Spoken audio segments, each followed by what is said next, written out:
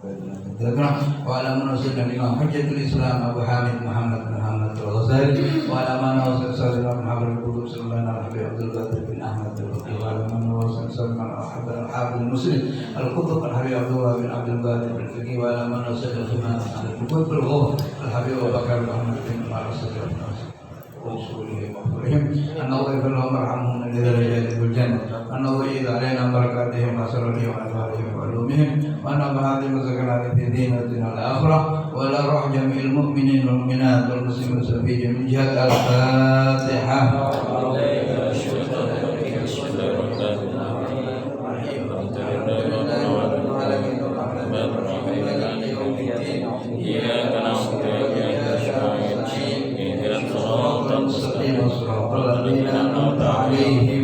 غير المغضوب عليهم ولا الضالين.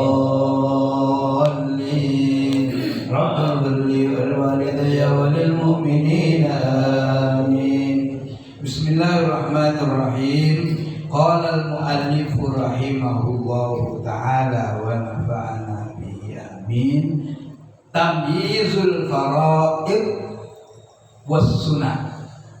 Sakniki bab mertelaaken perbedaane unsur-unsur sholat yang wajib dan sunnah. Alhamdulillah, dalu niki masih kita bisa lanjutkan dan mudah-mudahan terus berlanjut insyaallah. Dengan terus ngaji dan mengkaji soal sholat. Majelis niki dipun wastani disebut-sebut kelawan majelis awaluma terambil dari hadis Rasulullah sallallahu alaihi wasallam yang terkenal begini, wa awwaluma yuhasabu bil abdu yaumal qiyamati as-shalah. Kira fa in saluhat saluha sa'ilu amalih wa in fasada sa'iru amalih. Awal ma pertama hisab, pertama amal, yuhasabu yang dihisab bihi kelawan ma sapa al abdu kaula. Pertama-tama amal perbuatan yang dihisab oleh Allah Subhanahu besok di hari kiamat itu as-sholatu, sholat. Jelasnya fa in saluhat, kalau bagus sholatnya, sholuhat, maka bisa dipastikan bagus. Opo sa'iru amalih, seluruh jenis dan macam daripada amal perbuatan seorang hamba. Pertama-tama terus yang dihisab adalah sholat. Wa in fasadat, sebaliknya, wa in fasadat, apabila ternyata sholatnya buruk, sembrono, asal dikerjakan, buatan rajin ngaji soal sholat, fasadat, lalu rusak sholatnya, fasadat sa'iru amalih, maka bisa dipastikan seluruh amal perbuatannya itu menjadi nilai buruk. Nek coro rapot, nek sholat abang, maka yang lainnya jadi merah. Nah, kok sakit Ustaz? Yaitu sudah merupakan ajaran yang Kanjeng Rasulullah sallallahu alaihi wasallam. Jadi pertama-tama harus kita perhatikan adalah sholat. Dengan keberkahan sholat, dengan pancaran barokah, nafahat dan asrar daripada sholat, maka akan terpancar, tertanam dalam diri kita, lalu mengeluarkan perilaku dan akhlak yang baik. Jadi semangat baca Qur'annya, jadi meningkat sedekahnya, barokahnya sholat. Kira-kira gitu kesimpulan hadis. Saya baca dua hadis dulu sebagai pendahuluan yang diawali dengan awal. Yang pertama, awal ma yuhasabu bil abdu as-shalah. Yang kedua hadis awal ma yata'allaqu bil mar'i ahluhu wa mal. Awal ma utawi awal-awale perkara yata'allaqu sing berhubungan bil mar'i kelawan wong dengan seseorang itu ahluhu keluarganya wa maluhu wa auladuhu dan anak-anak. Ini hadis ada di sini. Nukil oleh Al-Imam Al-Ghazali. Pertama-tama sesuatu yang berkaitan, yang berhubungan, yang apa jenenge mempunyai resiko tuntutan kepada kita, itu pertama adalah keluarga kita dan anak-anak kita. Berarti kalau dikaitkan dengan awal ma yahasabu bil abdu tadi, maka setelah kita memperhatikan sholat kita, maka pertama-tama yang harus kita perhatikan dari amal perbuatan keluarga dan putra-putra kita adalah sholat mereka. Karena nanti terusannya hadis, ketika besok di hari kiamat, karena Nabi kita Muhammad sallallahu alaihi wasallam sudah bersabda demikian, maka ya'ti yaumul qiyamah, maka yang datang pada hari kiamat pertama menjadi tuntutan kepada kita adalah keluarga kita. Keluarga kita akan datang kepada kita. Hadza la yu'allimuna mimma jahilna. Ini ya Allah, ketika kita sudah misalnya sudah lolos dan sudah lulus, datang anak kita. Ini ya Allah, orang tuaku yang tidak mengajarkan kepadaku apa yang tidak kami ketahui. Wa hadzal ladzi at'amana min haram wa la ya'rif wa la na'rifu. Ini ya Allah yang memberi makan saya makanan yang haram, dan saya tidak tahu kalau itu konsumsi haram diberikan kepada kita. Demikian juga istri kita menuntut kepada kita. Jadi pertama-tama orang yang akan menuntut pertanggungjawaban kepada kita besok hari kiamat, kalau dari segi tuntutan adalah anak-anak dan keluarga kita. Kalau tadi hadis menerangkan bahwa pertama-tama yang dihisab dari amal perbuatan kita adalah sholat kita, sedangkan tanggung jawab kita yang paling erat menyatu dengan diri kita adalah keluarga dan anak-anak kita. Maka setelah sholat kita, yang akan dituntut pertama-tama besok hari kiamat adalah kita akan ditanya bagaimana sholatnya istri kita, apakah sudah kita perhatikan haidnya. Jangan-jangan dia sudah suci tapi kita nggak tahu. Itu tanggung jawab para kepala keluarga, namanya juga kepala. Apakah penghitungan haidnya sudah betul? Apakah putra-putri kita yang ngaji qiraati semua itu, terutama yang perempuan yang sering kita lihat, sudah balik apa belum, dan seterusnya dan seterusnya. Mudah-mudahan Allah Subhanahu wa taala memberikan kekuatan lahir batin kepada kita sebagai keluarga, sebagai kepala para keluarga yang diberi taufik dan hidayah oleh Allah Subhanahu wa taala. Amin. Allahumma amin ya rabbal alamin. Pada malam hari ini kita akan lanjutkan pengajian kita pada kitab Ihya Ulumuddin tentang Tamyizul Faraid was Sunnah. Membagi secara jelas kita tahu antara yang wajib dan sunnah.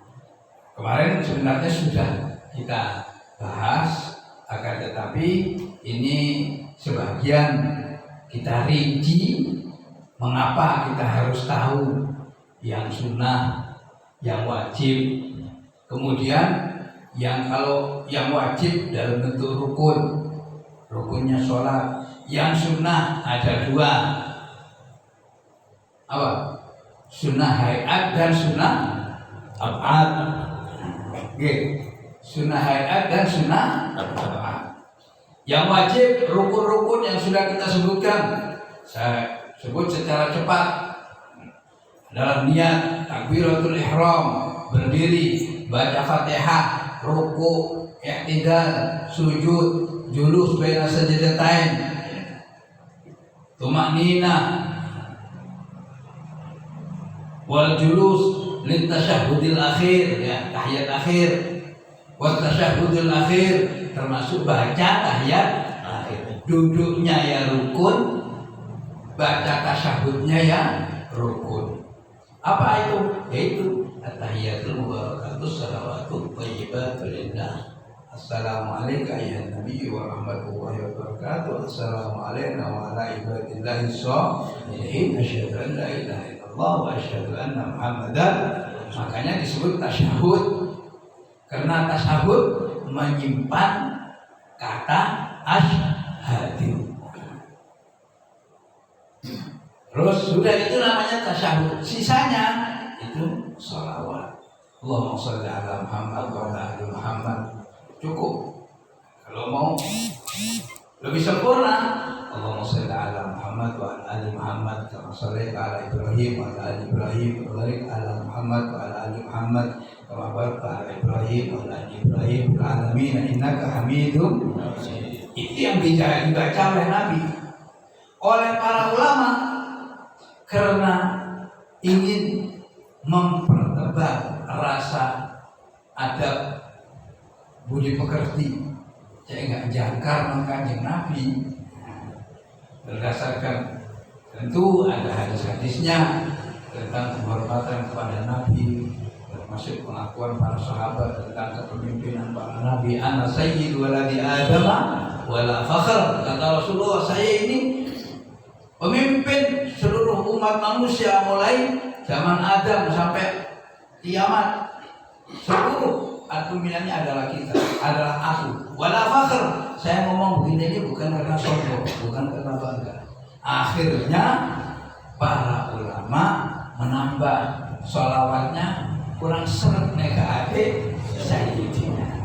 Maksudnya ala Sayyidina Muhammad wa ala ali Sayyidina Muhammad kama shallaita ala Sayyidina Ibrahim wa ala ali Sayyidina Ibrahim wa barik ala Sayyidina Muhammad wa ala ali Sayyidina Muhammad kama barakta ala Sayyidina Ibrahim wa ala ali Sayyidina Ibrahim fil alamin innaka Hamidum Majid. Mau baca yang mana? Terserah. Mau baca yang ajarannya Kanjeng Nabi, yang ori, yang otentik, monggo. Mau baca yang ada tambahannya para ulama, ada sayyidiyanya, yang monggo. Mungkin yo lebih utama yang ori. Ori sini ajaran Kanjeng Nabi. Tidak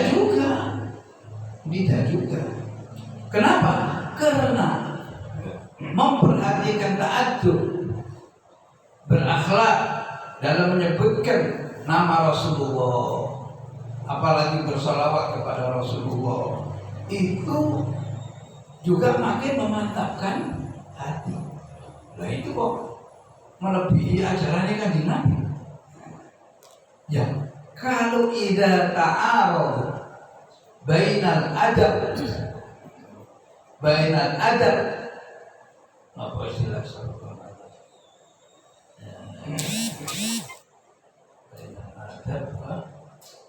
kalau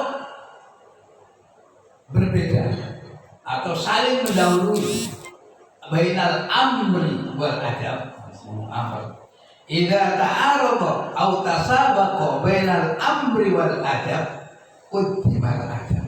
Ada kaidah kata para ulama, kalau ada perintah lalu balapan atau mungkin seperti bertentangan atau berbeda antara perintah dengan budi pekerti, maka kata para ulama yang didahulukan adalah budi pekerti. Contohnya ketika kita kumpul sama orang tua kita atau guru kita atau tamu lah, guru kita bertamu sama kita, lalu orang tua kita duduk di kursi, guru kita duduk di kursi. Kata orang tua kita, kalau lu begini barang ini, bukan pulau rezeki mau. Lu begini, bukan. Jadi mana yang lebih utama? Duduk di kursi mensejajarkan diri dengan guru, atau duduk di bawah yang menyalahi perintah tapi lebih sopan? Menurut naluri kita, ukuran kemanusiaan kita tentu lebih sopan duduk di bawah. Itu juga yang dialami oleh Sayyidina Abu Bakar As-Siddiq, oleh para sahabat yang lain ketika baginda Rasulullah SAW sakit, ditunggu-tunggu tidak keluar-keluar. Lalu Nabi memberi isyarat, hadis terkenal, beri isyarat supaya Sayyidina Abu Bakar ngimami di Masjid Nabawi. Perintahkan Abu Bakar ngimami.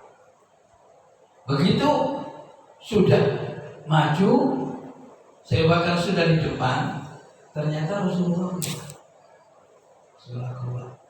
keluar sholat di belakang. Sahabat Sayyidina Abu Bakar Siddiq mundur. Ayo Abu Bakar, tidak mau saya Abu Bakar. Saya Abu Bakar menyalahi perintahnya Rasul. Akhirnya Rasulullah juga yang jadi imam. Saya Abu Bakar menyalahi perintah Rasul. Tidak apa, karena mendahulukan adab. Sama ketika sahabat Astagfirullahaladzim, siapa namanya, penyair besar pada zaman itu dan kemudian menjadi sahabat. Ketika Rasulullah datang, orang-orang berdiri. Kata Rasulullah, jangan berdiri, duduk semua, duduk semua. Rasulullah, para sahabat duduk semua, karena Kanjeng Nabi nggak mau dikultuskan. Kecuali satu ini, siapa sih biasanya? Malah mengeluarkan syair. Ini budayawan. Mengeluarkan syair, qiyami li azizi wajibun wa minal ajabi apa ya Allah ya karim subhanallah. Walhasil gini, berdiriku untuk orang kemuliaanku bagiku adalah wajib. Dan sungguh heran bagi orang yang berakal tidak berdiri kepada orang yang dimuliakan. Lalu dia tetap berdiri. Secara lahiriah menyalahi perintah Rasulullah SAW. Tapi kemudian diterima oleh Rasulullah. Akhirnya malahan sahabat yang penyair ini kemudian pada masa yang lama kemudian dibikin mimbar oleh Rasulullah SAW untuk mengartikulasikan syair-syairnya yang membesarkan agama Islam yang baru tumbuh saat itu. Walaupun agak terlalu panjang, tapi inti daripada yang ingin saya terangkan itu, mau baca yang pakai Sayyidina, monggo. Mau baca yang tidak pakai Sayyidina, monggo. Yang penting yang mana yang lebih terjawab oleh hati kita. Dibaca dua-duanya secara bergantian, monggo. Ya, itu salawat kepada Rasulullah SAW. Yang penting ini ngertinya, jangan ototnya. Yang penting duduk soalnya dipahami. Wassalamul awal, termasuk yang wajib adalah salam yang pertama. Kalau salam yang kedua itu sunnah. Di luar ini adalah sunnah.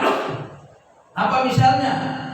Misalnya raf'ul yadain fit takabir, mengangkat tangan di seluruh takbir. Terus takbir mau ruku, mau i'tidal,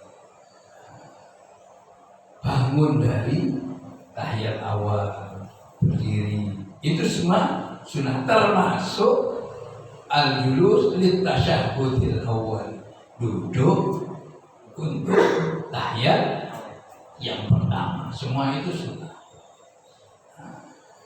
Kata Imam Ghazali, penting kamu paham mana yang wajib, mana yang sunnah, termasuk tingkatan sunnah. Kamu perlu tahu mana yang sunnah hayat, mana yang sunnah. Terus kalau ada pertanyaan, wong nek perbedaan antara wajib dan sunnah jelas. Karena kalau yang wajib membuat sholat kita yang menentukan sah atau tidak. Nah, buat apa gunanya? Sunnah dengan sunnah kok dibedakan? Nah, Imam Ghazali bukan pertanyaan, kemudian dijawab sendiri. Penting mengetahui marotibus sunnah tentang tingkatan sunnah antara ab'ad dan hayat. Yang ab'ad gimana? Yang ab'ad harus dibayar dengan sujud sahwi. Yang sunnah ab'ad harus dibayar dengan sujud sahwi. Misalnya lupa tahiyat awal, lupa kunut, atau lupa rokaat. Akhirnya diambil yang kecil. Kita lu apa-apa, itu lu apa-apa, saking khusyuk Misalnya, ambil yang paling kecil, jangan yang paling besar. Nah yang paling besar, engkau nek salah kedaden, jadi kurang. Tapi kalau ambil yang kecil, maka menjadi lebih. Lebihnya itulah yang dibayar dengan sujud sahwi. Nah, itu lupa terhadap, ragu juga tentang suatu rukun, itu juga sunnah dengan sujud sahwi. Nah, kata Imam Ghazali, sebelumnya saya bacakan dulu yang sunnah hayat. Kita sudah tahu semua, itu doa iftitah ya, Allahu akbar kabira walhamdulillahi katsira. Itu juga jangan jangan hanya satu macam. Setidak-tidaknya yang saya tahu ada 3 macam doa itu. Allahu akbar kabira walhamdulillahi katsira subhanallah satu, tabarakasmuka ta'ala jadduk wa la ilaha ghairuh satu. Yang 2, 3, Allahu ba'id baini wa baina khataaya wa ba'd baina masyriq wal maghrib wa naqini min khataaya ma khataaya dalam memaksudnya bil ma'i wal thalji wal barad. Semua hadisnya kata guru saya muhaddits yang ahli hadis Profesor Dr. Said Abdullah bin Abdul Qadir bin Faqih. Beliau profesor, doktor, wali kutub, juga diakui oleh kalangan aulia. Yang ilmuwan juga mengakui beliau sebagai seorang ilmuwan. Ulama Azhar mengakui beliau sebagai ahli hadis. Beliau mengatakan 3-tiganya hadis doa iftitah ini sahih. Jadi Allah baik-baiknya dikerjakan umumnya oleh teman-teman kita yang lain aliran, itu sahih hadisnya. Jangan dinomor 2kan sama. Kalau saya kadang-kadang saya baca bergantian, atau kadang-kadang juga digabung, apa-apa. Terus yang penting tahu duduk soalnya. Itu semua adalah sunnah hayat. Sunnah hayat. Kita atus surah, takbiratul intiqalat dan lain sebagainya. Sudah. Nah sekarang keterangannya, apa perlunya kita tahu tentang marotibus sunnah, tingkatan-tingkatan sunnah. Iya, kalau kita ilustrasikan dalam kehidupan kita, kata Imam Ghazali, maka sholat itu bisa diibaratkan sebagai wujud manusia. Wujud manusia ini ada unsur yang organ-organnya menjadi organ penentu, di mana kalau tidak ada organ tersebut maka dia bukan lagi manusia. Ada sama-sama organnya, misalnya hati, ya, jantung sama ya. Saya tidak ngerti. Ya, jantung, paru-paru, apalagi 3. Jantung, paru-paru,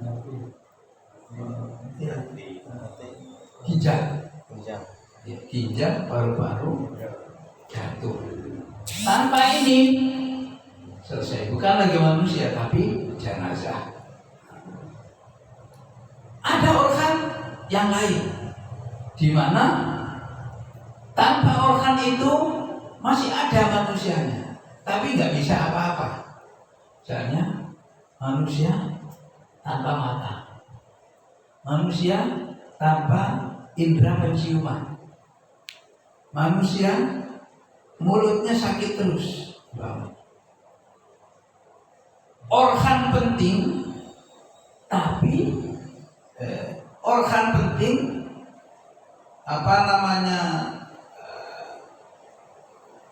dan mengurangi fungsi daripada kemanusiaan itu sendiri, kata Imam Ghazali. Itulah ibaratnya kalau yang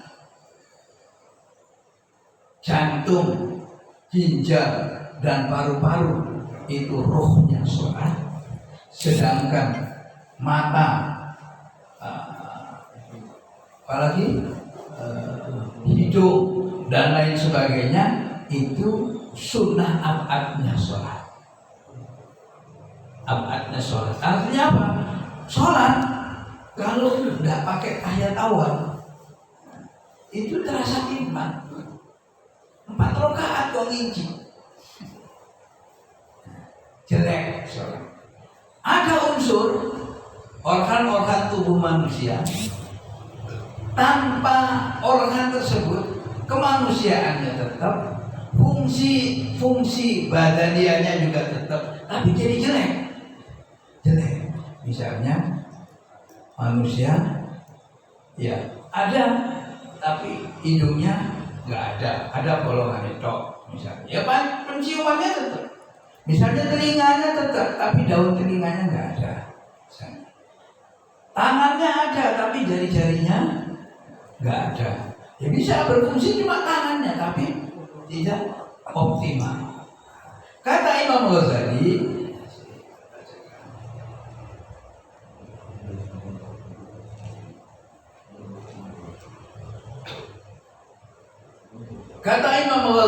ini fahya mukammilatun lil husni kastiqwasil hajibaini wastidaratil lihyati wa ghairiha.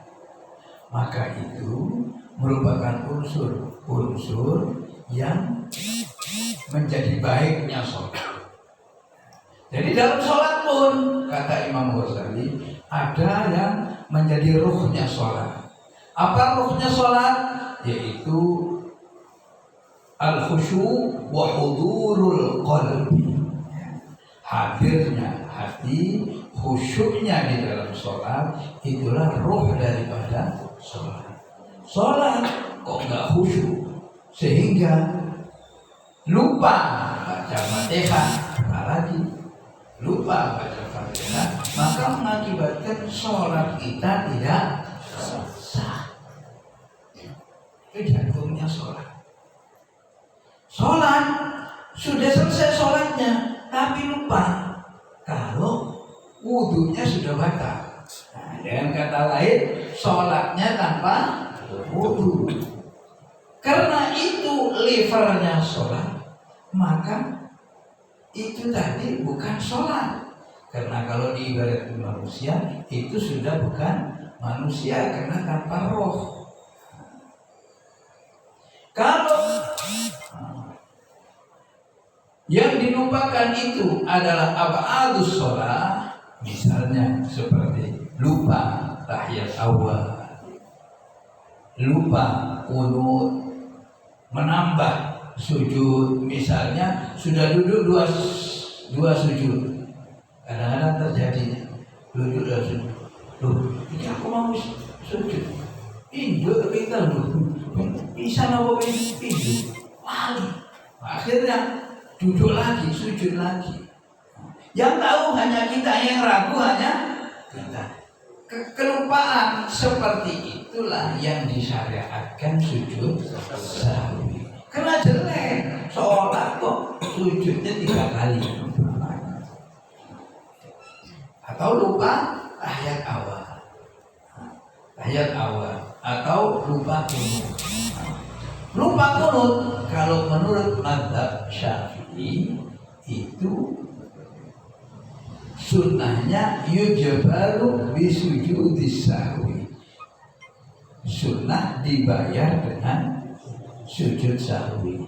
Kenapa? Karena hadis Rasulullah Shallallahu Alaihi Wasallam menyatakan mazala Rasulullah Shallallahu Alaihi Wasallam yaqnutu fi subhi hatta faraqat dunya. Adalah Rasulullah Shallallahu Alaihi Wasallam itu selalu berkunut di waktu subuh hatta faraqat dunya, sampai beliau meninggalkan dunia. Itu hadis yang dipegang oleh Imam Syafi'i, meskipun berbeda dengan gurunya. Siapa gurunya Imam Syafi'i? Imam Malik. Gurunya Imam Malik. Imam Malik menyatakan bahwa Rasulullah itu kunut itu kalau ada peristiwa. Pernah sahabatnya Rasulullah SAW dikirim karena minta bantuan pembaca Al-Quran. Dikirim sejumlah sahabat, saya lupa sukunya. Ternyata sampai sana dibunuh. Sahabat-sahabatnya Rasulullah itu dibunuh. Dalam Al-Quran disebut nama jazaa'ul ladzina yuhibbunallah fil ardi yas'aluna fil ardi fasada ayuqattalu aw yusallabu aw tuqatta'a aydihim. Jadi itu kalau gitu harus diperangi, harus disalib, harus dipotong tangannya karena sudah minta bantuan, dikirim, dirampok, sudah hukum mencuri, membunuh, sudah hukumnya membunuh dan sebagainya. Rasulullah kunut. Kata Imam Malik, waktu peristiwa-peristiwa itulah Rasulullah kunut. Bagi yang mazhab Malik, ada apa-apa kunut. Sebagian terjadi pada penduduk Madinah, walaupun kebanyakan mazhab Syafi'i. Dan perlu digarisbawahi. Nopo yang digarisbawahi? Kunut ini yang perlu kita pahami pada duduk masalahnya. Kunut yang diikhtilafkan oleh para ulama itu adalah kunut subuh. Imam Malik berpendapat boten sunnah kunut subuh kalau tidak ada peristiwa. Sedangkan Imam Syafi'i dan imam lain-lain berpendapat Rasulullah kunut subuh walaupun tidak ada peristiwa. Dengan kata lain bukan kunut nazilah. Kunut ada peristiwa namanya kunut nazilah. Kata Imam Malik, kunutnya Rasulullah waktu subuh itu kunut nazilah. Oleh karena itu Rasulullah kunut ya waktu subuh, ya waktu zuhur, ya waktu asar. Tapi kalau ada peristiwa. Kalau menurut Imam Syafi'i, Rasulullah itu kunut nazilah. Ya zuhur, ya asar, ya subuh kalau ada peristiwa. Kalau nggak ada peristiwa, Rasulullah tetap kunut. Hanya saja di waktu subuh. Satu. Jadi yang diistilahkan itu. Yang kedua, ulama jumhur, ulama sedunia itu ittifaq, sepakat tentang kunut. Kunutnya mana? Satu, kunut nazilah itu. Jadi tidak ada satupun seorang ulama yang menganggap tidak sunnah kunut nazilah itu tidak ada. Madhab apapun di atas dunia ini, kecuali tidak tahu ya kalau misalnya yang aneh-aneh yang di luar Rabitatul Alamul Islami, di luar Liga Dunia Islam saya tidak tahu. Ini yang jumhur. Satu yaitu kunut nazilah. Semuanya menyatakan sunnah hukumnya kunut. Yang kedua, kunut fin nisfil akhir min Ramadan. Kunut pada 15 hari terakhir pada waktu bulan ijma. Nek ana wong salat witir di akhir Ramadan kanggo kunut, berarti ngaji di kurang. Lho saya kula mboten memojokkan. Nek ngaji lengkap niku soalnya ittifaq. Masjidil Haram sing Mesir, kursi Jordan, kursi Budi, semua kalau sudah 15 ke atas dari bulan Ramadan itu kunut, karena itu kunut sunnah bil ijma'il ulama. Gitu. Itulah pengantar pengajian kita pada malam hari ini. Satu, yang berkaitan dengan pentingnya mengetahui tentang yang wajib-wajib dari yang sunnah, termasuk pentingnya kita mengetahui tingkatan wajib dalam sholat dan hikmahnya juga. Wallahu a'lam bishawab. Tinggal beberapa waktu, monggo barangkali kita pertajam pengajian kita ini dengan tanya jawab, buat menawi nambahi ilmu dan pengetahuan kita. Amin Allahumma amin ya rabbal alamin.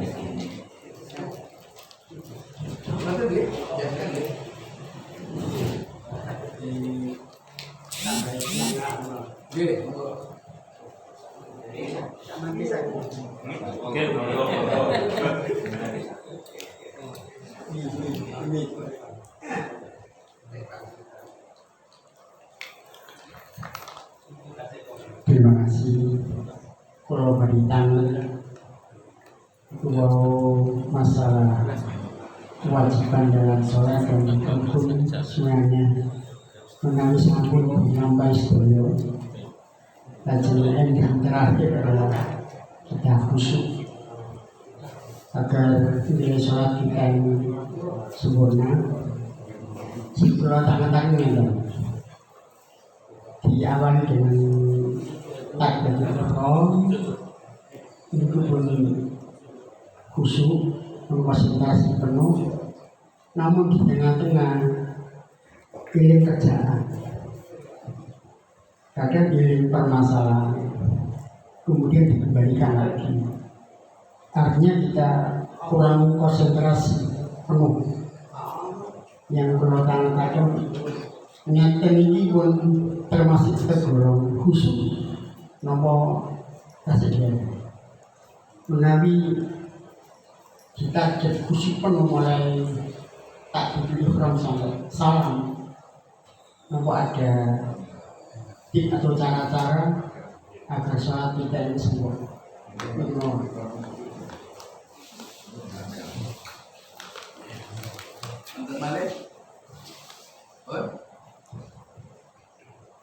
Ini ada pertanyaan yang berkaitan dengan al-khusyuk fi shalah.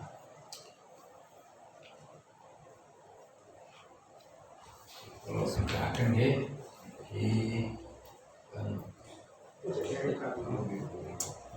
nomor namanya juga ngajinya wong dewasa haji. Kita termasuk masalah asrarus sholat. Asrarus sholat, rahasianya yang perlu digali di dalam sholat. Terus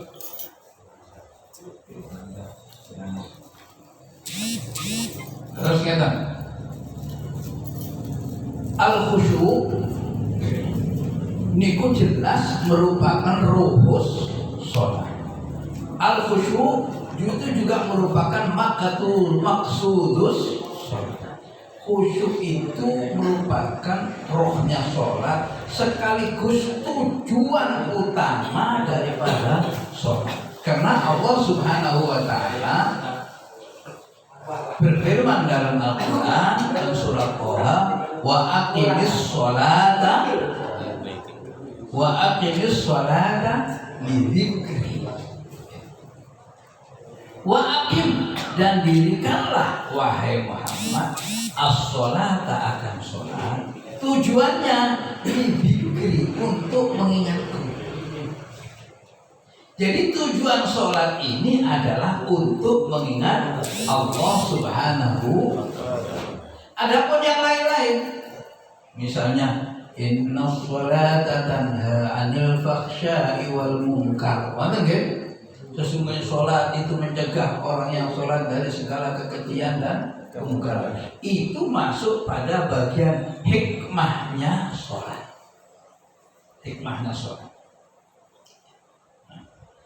Kalau tujuan daripada sholat yang paling asasi adalah wa aqimis sholata lidzikri. Iqamatul arkan wasyurut wassunan fis shalah innama hiya syuri'at lidzikrillahi ta'ala. Disyariatkan beberapa rukun maupun syarat sholat itu adalah untuk mengantarkan hati kita supaya ingat kepada Allah Subhanahu wa ta'ala. Dengan demikian maka kalau sholat kok tanpa khusyuk, maka sholatnya nggak sah. Nggak sah menurut siapa? Gitu. Atau pada ukuran apa? Ya pada ukuran ayat Al-Quran tadi, sholatnya nggak sah. Cuma persoalannya khusyuk niku ukurannya nopo. Khusyuk itu adalah pekerjaan hati. Pekerjaan hati. Sedangkan syahidah itu adalah ukuran indrawi. Apa namanya, manusia itu bisa memberikan vonis hukum itu pada hal-hal yang kasar. Karena khusyuk itu pekerjaan hati, maka harus diukur dengan organ-organ tubuh yang kelihatan. Contohnya, organ tubuh yang kelihatan adalah kewajiban membaca takbir. Mau sholat harus takbir dulu. Tangannya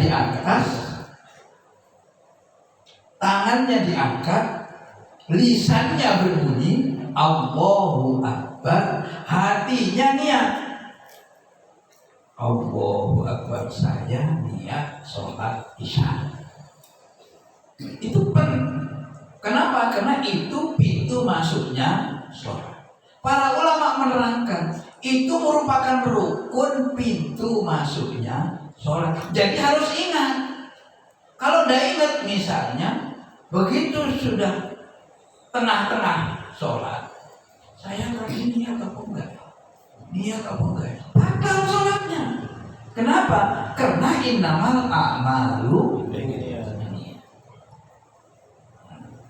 Jadi sekali lagi, karena khusyuk itu perbuatan hati, maka yang bisa diukur adalah organ-organ yang kelihatan.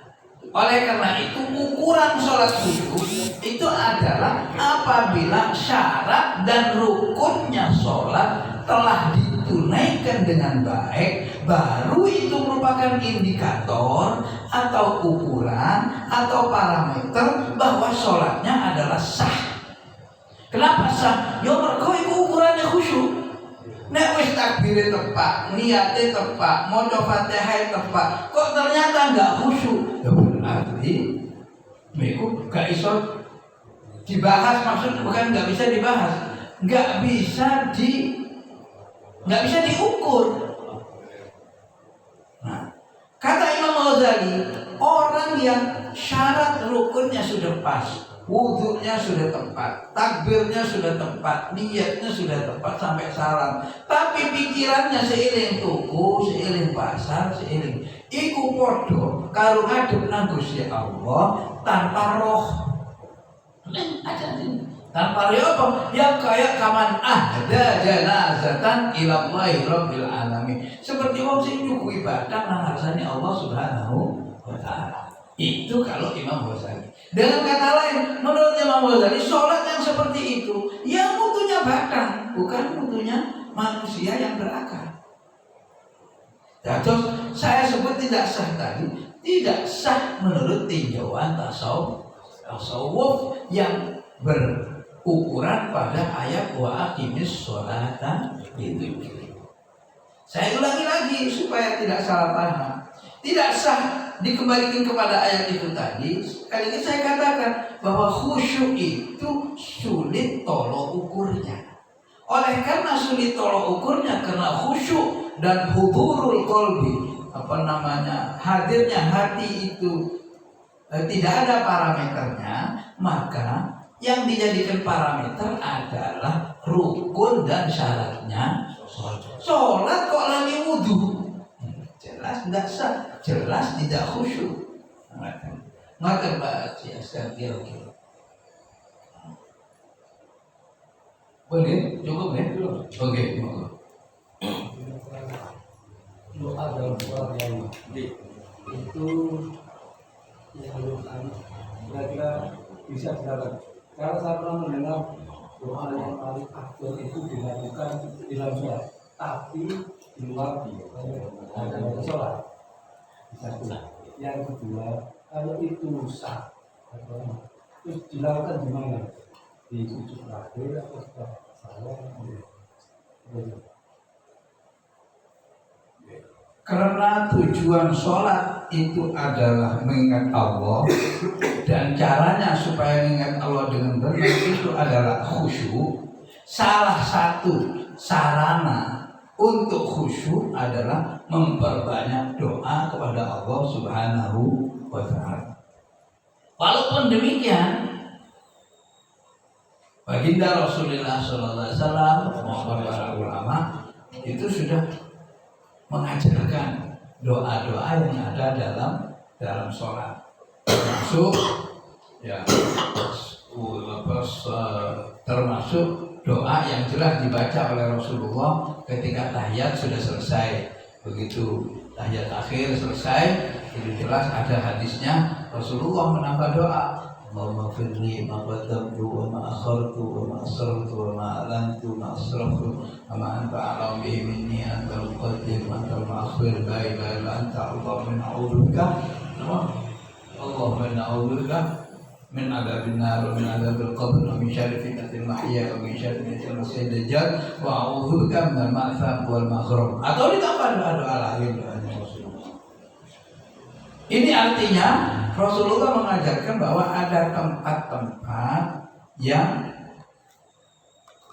mustajab dan dianjurkan doa. Yang paling terkenal adalah ketika seorang sahabat bertanya kepada Rasulullah SAW tentang sujud, lalu dia bersabda, aqrabu ma yakunul abdu min rabbih wa huwa sajid fa'akhiru fihi du'a. Sedekat-dekatnya seorang hamba kepada Tuhannya itu adalah ketika sujud. Perintah Rasulullah karena keadaan paling dekat fa'akhiru fihi du'a, maka perbanyaklah ketika sujud itu doa. Jadi waktu sujud berdoa. Sujud yang mana? Terserah. Kemana saja. Saya mawon. Ditaruh di terakhir karena napa jenenge ya, kalau di rakaat pertama di sujud pertama dongane dawa ya takut capek di depan. Itu saya kira itu manusiawi. Maksudnya kalau istilah Imam Ghazalinya minal mu'tadalil insan. Jadi termasuk tradisi manusia itu kalau sudah akhir ditambah apa itu mari masih dawa gak apa-apa. Lalu sujud pertama di rakaat pertama dawa, nanti takutnya lali ya bingung dan lain sebagainya. Jadi adapun ditaruh di sujud terakhir pada rakaat terakhir, baik itu oleh para ulama atau siapa saja, semata-mata itu merupakan temuannya manusia. Enggak ada. Kalau hadisnya jelas fa'akhiru fihi du'a. Jadi dengan kata lain, keterangan para ulama, sujud itu dianjurkan, doa itu dianjurkan memperbanyak ketika sujud. Sedangkan kalau waktu ruku, kalau ingin lama, kan sunnah juga lama ruku, maka dianjurkan memperbanyak tasbih. Ganjarannya padha ae. Subhanallah Imamnya gurung tangi-tangi. Subhanallah alhamdulillah wa la ilaha illallah wa subhanallah alhamdulillah wa la ilaha illallah Allahu akbar wa la haula wa la quwwata illa billahil azim. Wis mawon ping 10 imamnya gurung tangi, tambah lagi. Jadi tidak ada istilah nunggu imam pun ada. Kalau sholatnya khusyuk, ya ini keterangannya seperti itu. Misalnya panjenengan nemu imam, kok lama? Surat itu, ruku itu rezeki. Jadi tidak ada istilah kayaknya semua copet itu terlalu.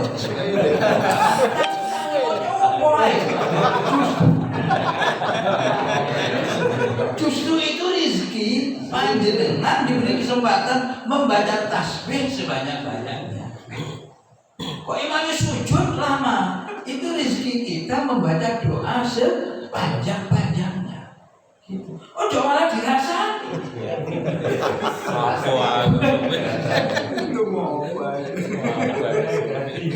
Yang saya dapatkan dari apa yang saya aji itu. Jadi yang nggak boleh lama itu ya itu. Iktidal, sujud ya, duduk di antara dua sujud, tahiyat awal nggak perlu lama. Tahiyat awal itu nggak boleh lama. Selesai harus berdiri. Ditambah doa, boten angsa. Kenapa? Karena tahiyat awal itu disyariatkan untuk kebaikan sholat. Maksudnya, cek gak 4 rakaat incik terus. Sama misalnya iktidal. Iktidal itu disyariatkan supaya mari rokok gak langsung dirungok. Disyariatkan iktidal dulu. Ya ini kajian ulama. Ini kajian ulama. Kalau dikaji itu pelajaran nih Imam, pelajaran sampai Kanjeng Nabi ya sudah jelas. Gitu. Cuma apa istilahnya pengupasan, ya. Pengupasan dan pengkajian para ulama sebatas yang kita dapatkan khazanahnya dari para ulama itu ngoten. Iktidal itu hikmah disyariatkannya adalah supaya gak jeruk. Sujud al-julus baina sajadatain. Duduk di antara dua sujud itu dikaji oleh para ulama, disyariatkan untuk misah saja. Lah nek kate lungguh ya apa carane itu loro ping sujud ping loro. Mboten saged. Tahiyat juga begitu, tahiyat awal. Kalau tahiyat akhir sak suwe-suwene enggak apa-apa. Malah contohnya Kanjeng Nabi baca doa banyak. Ada kuali, Rabbi firli warhamni waj'alni warzuqni wa as'aluka rizqan wasi'an halalan thayyiban mubarakan. Malah betul sama makruh malah. Kalau melebihi tahiyat bisa batal sholat. Karena memanjangkan sesuatu yang harusnya pendek. Rukun qasir kok ditakwilkan, kok dipanjangkan. Boten angsa maca donga nek tahiyat awal boten angsa. Dudu anu lho, dudu haram nggih boten nggih. Kula kalau jare Ustaz kok kalau doa waktu salat mah. Ya ini orang tidak. Nggih. Sarap ya karena kalau kita punya bacaan sendiri, kita doa dengan bahasa Indonesia. Dalam surat Al-Qur'an. Jadi ndonga dengan bahasa yang kita punya itu tidak apa-apa. Yang penting jangan dilahirkan sama dengan bacaan sholat. Nanti akhirnya sholat kita ini sebenarnya bahasa Indonesia atau bahasa Arab. Jadi para ulama mengatakan kalau berdoa ya kalaupun dengan lisan jangan sampai diperdengarkan. Cukup untuk diri sendiri. Wong donga niku asline mau bahasa Arab mau bahasa apa saja itu sama saja. Kita pakai bahasa Arab karena mencontoh dongane Kanjeng Nabi. Ada dia macam ini. Sak seberapa bulan itu mau.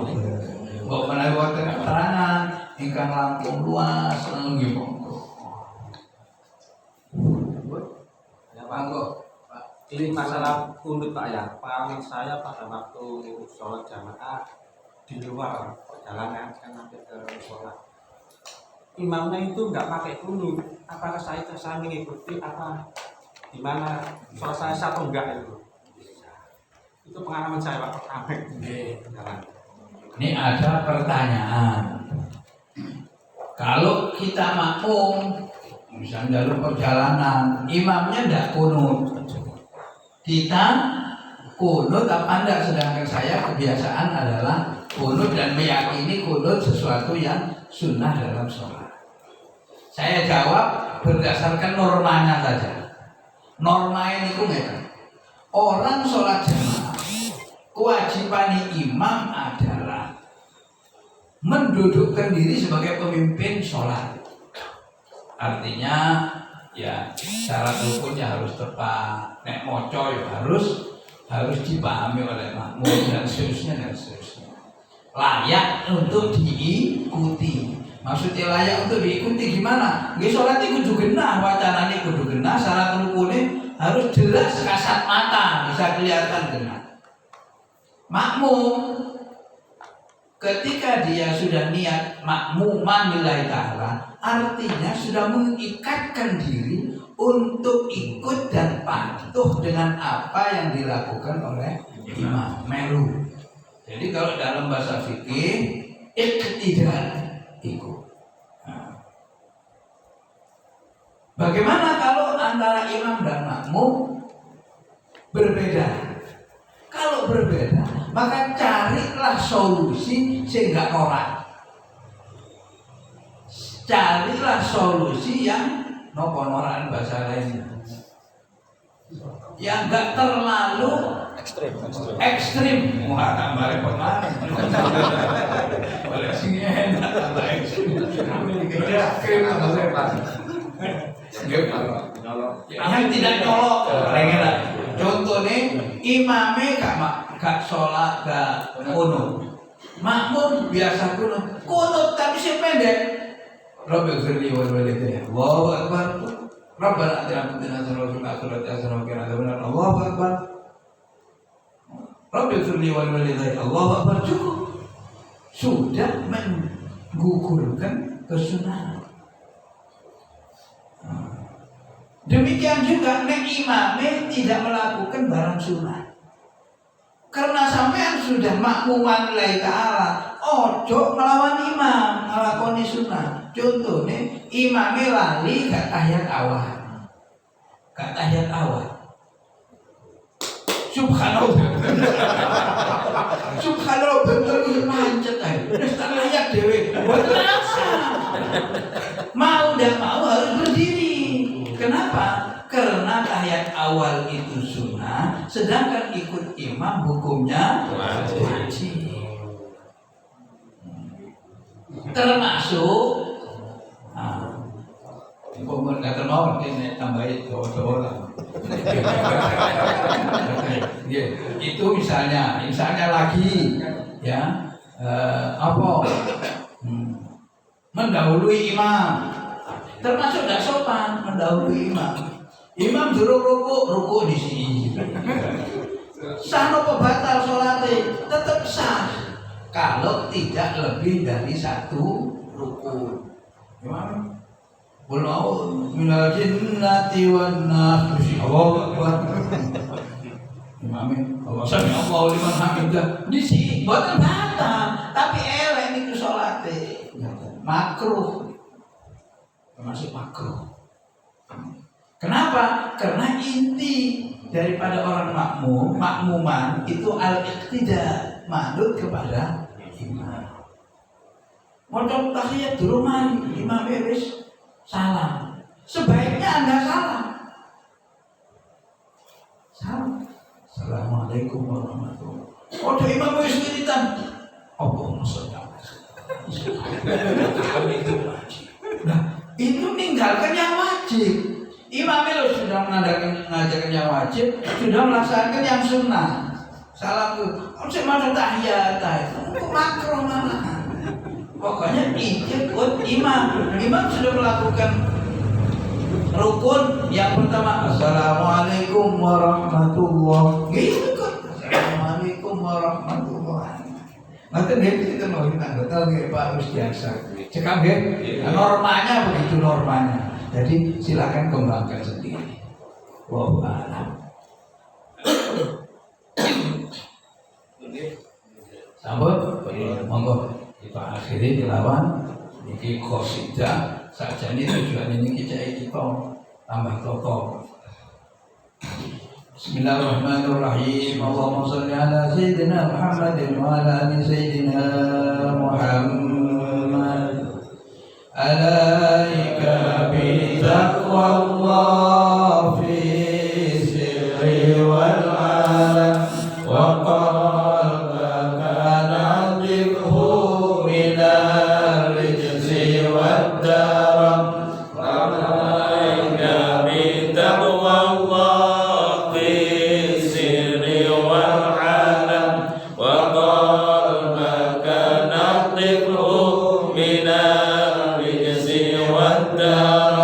وخالف هوى النفس التي ليس قصدها سوى الجمع للدار التي حسمها المحن. عليك بتقوى الله في السر والعلن وقلبك نظفه من الرجس والدرن واصحب ذوي المعروف والعلم والهدى وجانب ولا تصحب هديت من افتتن. عليك بتقوى الله في السر والعلن وقلبك نظفه من الرجس